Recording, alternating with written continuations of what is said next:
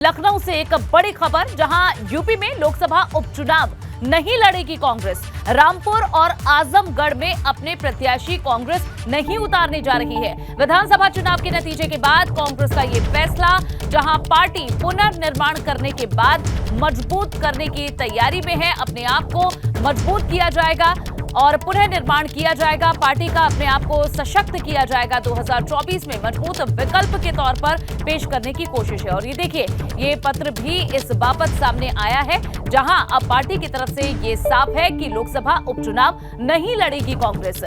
जहां अभी कुछ समय पहले ही 2022 के विधानसभा चुनाव में सभी 403 सीटों पर कांग्रेस ने अपने प्रत्याशी उतारे थे, लेकिन अब ये जो दो उपचुनाव होने जा रहे हैं, रामपुर और आजमगढ़ के, इसमें कांग्रेस ने अपने प्रत्याशी नहीं उतारने का फैसला लिया है। और उसका कारण यह है कि पार्टी पुनः निर्माण करने के बाद अपने आप को मजबूत करने की तैयारी करेगी और उसके बाद 2024 में मजबूत विकल्प के तौर पर अपने आप को पेश करने का प्रयास पार्टी की तरफ से किया जाएगा। तो कांग्रेस की तरफ से साफ है कि वो लोकसभा के उपचुनाव नहीं लड़ रही है। तो रामपुर और आजमगढ़ की सीटें खाली हुई और उसके बाद सभी पार्टियां जहां तैयारी कर रही हैं इन चुनावों को मजबूती के साथ लड़ने के लिए, नामांकन का आखिरी दिन, लेकिन कांग्रेस की तरफ से ये दोनों चुनाव नहीं लड़े जा रहे। यूपी में लोकसभा उपचुनाव में कांग्रेस के प्रत्याशी नहीं उतारने पर भाजपा ने पलटवार किया है। सांसद राजेंद्र अग्रवाल ने कहा है कि विधानसभा चुनाव में कांग्रेस को समझ में आ गया, हो सकता है कि कांग्रेस को उम्मीदवार ही ना मिला हो। सपा उम्मीदवार पर भी उन्होंने हमला बोला है। रामपुर और आजमगढ़ में उत्तर प्रदेश के अंदर 2 सीटों पर लोकसभा के उपचुनाव हो रहे हैं। कांग्रेस पार्टी ने इसे न लड़ने का फैसला किया। हमारे साथ बातचीत के लिए मौजूद है मेरठ से बीजेपी सांसद राजेंद्र अग्रवाल जी। सर, कांग्रेस ने उपचुनाव न लड़ने का फैसला लिया है। सीधा टक्कर समाजवादी पार्टी और भाजपा के बीच में नजर आ रहा है।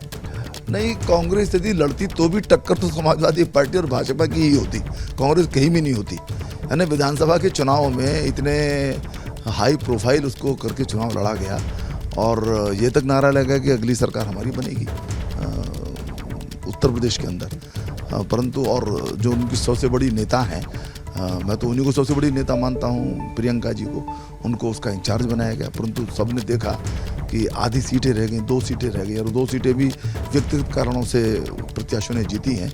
अन्यथा उन्होंने पूरे प्रदेश के अंदर एक अखंड ऐसा अद्भुत रिकॉर्ड बनाया है, जहाँ तक मुझे ध्यान है 380 सीटों की पर उनकी जमानतें जब्त हुई हैं। शायद ये Guinness book of world record के अंदर जाने लायक ये बात है। ये तो कांग्रेस की स्थिति बड़ी खराब है और कांग्रेस आज भी अपनी उन परिस्थितियों को समझ करके कोई जागरूक नहीं हुई है। वही उसका घिसा पिटा रवैया चल रहा है, वही मोदी का विरोध चल रहा है, उसको मुद्दों की कोई समझ नहीं है। और इसलिए मैं समझता हूँ कि इन्होंने फैसला किया है तो अपनी इस व्यवस्था, अपनी इस परिस्थिति को समझ करके किया है। वो चुनाव में आते तो भी कुछ फर्क नहीं पड़ता, वो नहीं है तो भी कुछ नहीं फर्क पड़ता है।